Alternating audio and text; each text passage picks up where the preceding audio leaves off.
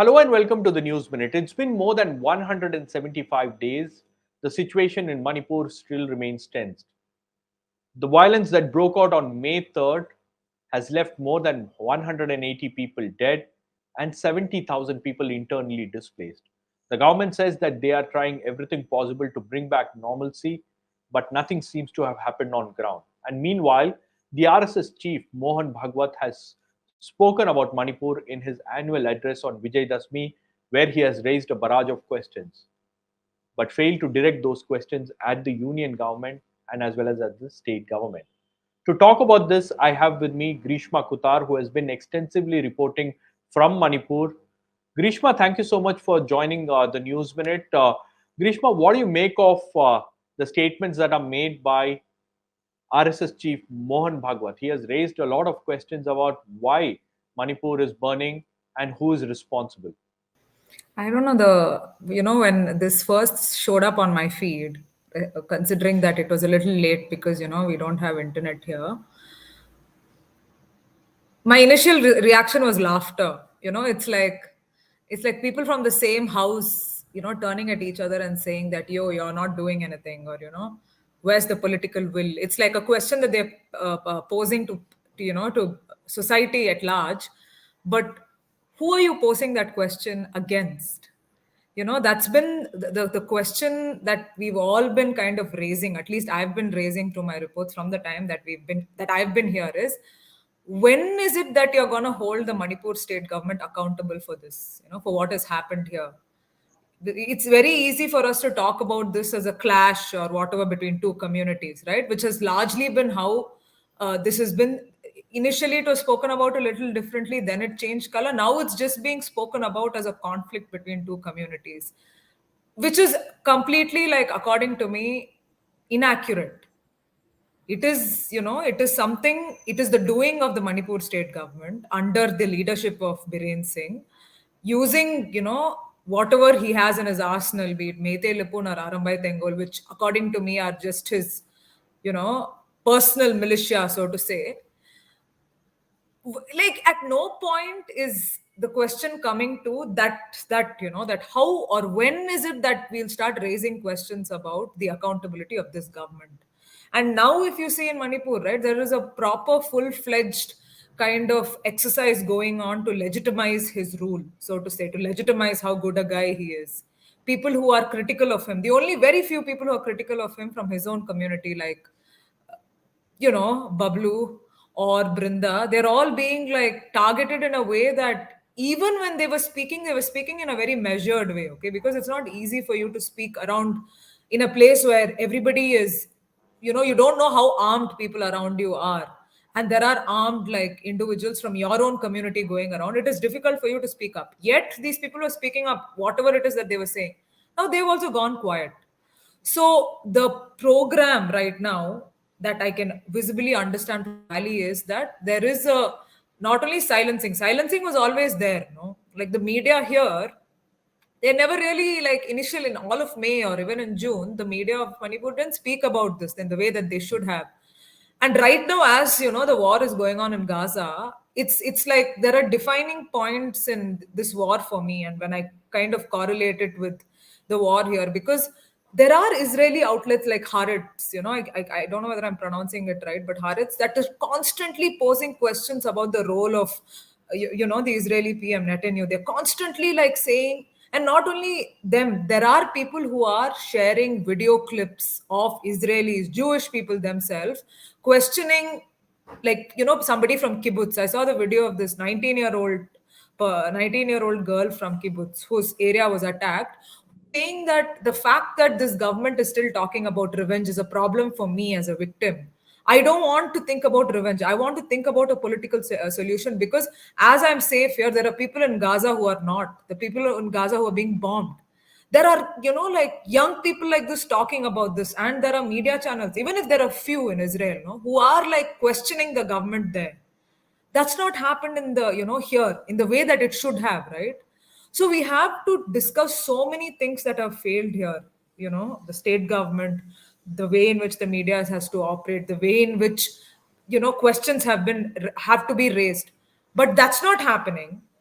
RSS is coming up and saying external forces, we don't know who is disrupting what, these kind of things RSS is talking. While, like the one kind of realization that I've had here is, if anybody were to question Biren Singh or were to lead his exit, it can only come from within the Meitei society, okay, only within Meitei community. And I saw that happening when these two kids, who were killed, Hmm. in the two kids in July, they went missing and they were killed, right?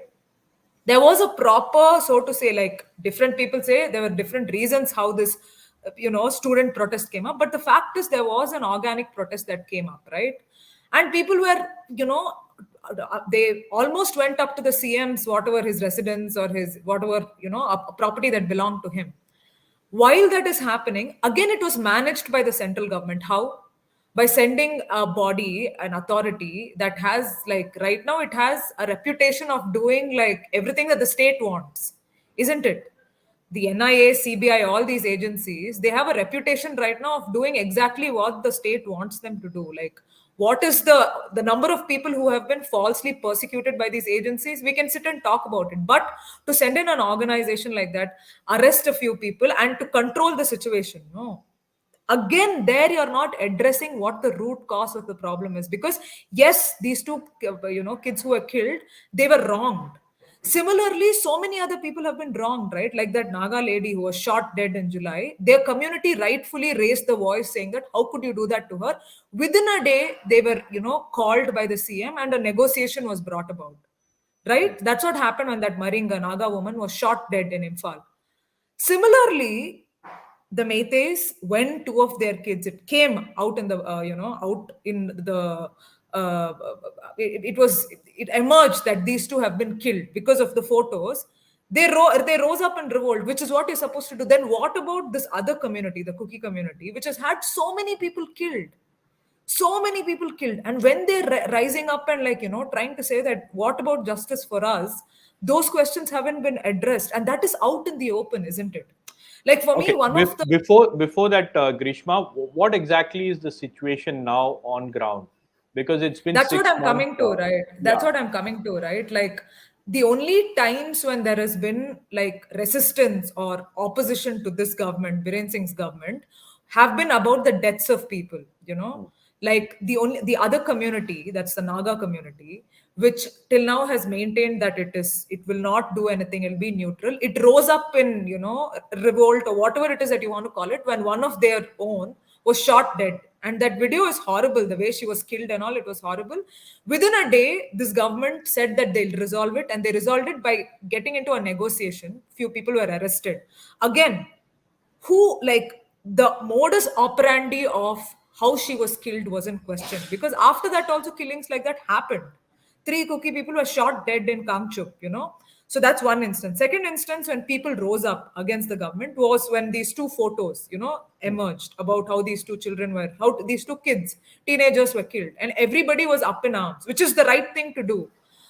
The same question has to be asked even for people from the cookies or community who've been killed, right? And, like, that is the core of this. Who is accountable for the violence? All forms of violence. Like, I mean, there are different people that we can speak about, but even the last time that I spoke to you, I mentioned this really young student, right? This Hanglal Mohan Vaipai, who was arrested before the conflict started, was, picked up because he shared something on Facebook, was taken, was put in jail, he got bail, he was rearrested, and then was killed by a mob on the 4th of May. Hmm. From the 4th of May to even as recent as last month, that is in September, people have been shot dead. People from the Cookies community. So when Meiteis are able to come together and question the killing of their people, so can Cookies, right? And that is where this conflict, it's continuing in a parallel kind of a thing, because the concept of justice, just the idea of justice, how is it that this government addresses this idea of justice, is central to resolution of any kind of conflict, isn't it? At least beyond resolution, at least a negotiation, at least for a community to feel like, okay, we'll be looked out for, or the same injustices will not happen. They've lost their faith, and they're also, their leaders are also BJP. That's the thing, right? Their leaders are also BJP. At no point has there been any kind of effort also, be it from the state government or the central government, to address that injustice. Because even if you remember what Amit Shah said in the parliament, he spoke about some inconsequential Myanmar group. I mean, it was so funny, the way he referred to that group, which doesn't even exist, so to say. What the term that he used, the abbreviation that he used, it's actually like unrelated with many of the groups there. It's inconsequential. So even in that particular instance, Amit Shah just played around, just like how RSS is doing now, no, talking about what is the real reason this conflict is happening, who are these external forces. So what does that mean? At every juncture, the BJP, be it the home minister or the prime minister, they have pretended like they have nothing to do with this. RSS is pretending like they have nothing to do with this. Yeah, While be it that's the question here. It's so surprising that even after there was a national outrage, to whatever extent after the videos went viral, there was social media outrage. People were talking about it. There were protests that happened across the country, and now the RSS chief comes and says, you know, who is what is responsible for happening? all this? Who is responsible? I mean, Yeah, it's that's what I'm saying. Like, but so that has maybe. pretty much been there. That's But the pretty thing much is been that the modus operandi. how can both the union government as well as the state government can just ignore something as big as what has happened in Manipur? Which is the thing, right? The modus operandi of BJP has always been this. Like, things are brewing now in Uttarakhand. Which external forces are they going to point that to? What has happened in Haryana? What has happened in like so many places? What happened last year, 2 years back in Karnataka, when there were these crazy, I mean, we were at the center of it. Now that decision, of it has been reversed, the decision to not allow kids wearing hijab into schools. But we saw what happened there for 4 to 5 6 months almost, actually. It flared up and it went on for a while. And even at that point, the whole thing was that we are not responsible. That has been their constant way of pretending like they have nothing to do with it, and also like at some point to drag in some victimhood for themselves. Which, what is the victimhood here? In the statement it says, even though there is a strong government like this is happening. So who is, so the strong government is what? Are they trying to say that this government has been doing everything? And that to the fact that he said in the past 9 years there has been no issue. Seriously, Manipur, just because UGs here have been quiet after Ibobi, Ibobi pushed them out. Ibobi brought about a situation where they were delegitimized. After that, there have been no problems in Manipur. Like Biren Singh's role in the drug cartels here has been spoken about by one of his own. Like there is an officer who came out in open and spoke about it, and now she's being targeted. What deals he has, with the central, like, I mean, a lot needs to go into this for us to really understand, what it is that is there between him, Amit Shah, Himanta, all these leaders, that they're not willing to let go of him. These are things that we really really need to think about, and these things are being, everywhere it's being discussed. It's like whisper networks everywhere, not only in the hill districts but also in Imphal, is about these drug cartels and the role of Biren Singh in these drug cartels. Yet in the speech of our RSS chief, he says that strong government, irrespective of that, this happens. That, I mean, that's the thing, right? It's like this veil that they want to put over people who, their own supporters, and everybody else as well, because the situation in Manipur hasn't changed. Hmm. People, the Meiteis are in the valley, Cookies are in their own districts, and there has been no talk, so to say, between the leaders of these communities of Manipur. Direct talk. Like we don't know. I mean, even though Biren Singh has gone on record and said Cookies are like our brothers, this is something that he said this week. There has been no talk about what is it that they're doing to resolve issues between themselves, because even most of the Cookie MLAs here are from the BJP. One guy who was lynched and almost killed, who was the advisor of Hmm. Biren Singh, is Cookie. He is from BJP. So who is it that BJP and RSS are representing becomes a bigger question, no? They are So only now, representing Meiteis, is now, it? now, They're for, not since, representing, yeah. yeah, since May 3rd, there has been no talks. There has been no initiative from the side of the union government. or from the side of the state government to bring these groups to the negotiating table and sit and discuss and to resolve this issue. Yeah. I mean, the negotiations that are happening independently. You know, the Home Ministry is apparently talking to the Sioux groups. There have been regular negotiations between the Sioux groups and the Home Ministry, which is again a big question. Like the Home Ministry wants to legitimize Sioux groups and not MLAs who are elected leaders. That also is like a big, it's been a big question mark for me since I've started reporting here, because Sioux groups extended their support to Biren Singh, you know. Sioux groups, their role in what their role is in this drug, cartels has been, this Brinda, this officer Brinda has tried to Hmm. speak about the nexus between them and Biren Singh. Yeah, yeah. Hmm. And even central leaders from national BJP leaders. Yet right now the Home Ministry is negotiating with the Sioux groups because they're established as whatever groups that represent these people for a long time, it seems. The MLAs are nowhere in the picture. They have not even other than Paulinal Haukip, who has spoken initially. Now he's also like not saying much. The MLAs have been completely quiet, you know. So these negotiations that are supposedly happening with between the cookie community and the Home Ministry, I don't know what these negotiations are, because it's been 6 months. Things here are on a complete standstill in the hill districts, right? In the sense that all the displaced people who are cookie, they're being fended for by their own community. There are some things that come from the state government, but you know how that works, right? Through the DC, and it doesn't really like this was a report from last month. I don't know whether things have changed, but there is an everyday allowance that displaced people have in the valley, which is very very minimal. You can't, what can you do with $80, which is very very minimal. The only installment that displaced cookie people in the hills got was $500 the last time I reported on this, and that was 5 months. So the disparity and here everything, like people are right now collecting money to buy winter clothes because winter is setting in here, it's getting colder. And here every day it's like people are just figuring out how to make money in the hill district, I'm saying, so that they can bring something for the people here in the camps. And even the situation in the valley is as bad, because beyond a point, I mean, even initially also, I don't know what the state government was doing, but at least there are some things that they will do for eyewash, because BJP has to do it, no? Hmm. In Hmm. the valley, or else, because people there are protesting, people there are revolting every time they get a chance against their own state government, especially like the protest that happened after the photos came. That means people there are pissed off. So they are managing the situation in the valley in whatever way they can, while not addressing this conflict at all, because the conflict stays as is. Nothing has changed. In Okay. fact, what has actually happened is there are new players almost every day. People are randomly opening fire.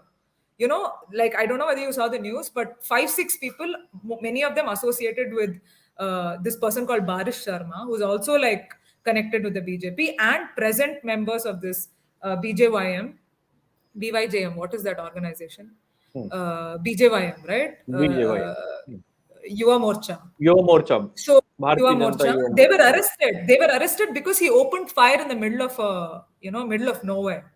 I was surprised that they were arrested, because such incidents have been happening. Like the last report that I did is about how a bunch of people just entered a hill district, started, like, they went in, they started opening fire. They were all wearing, by the way, state police uniform.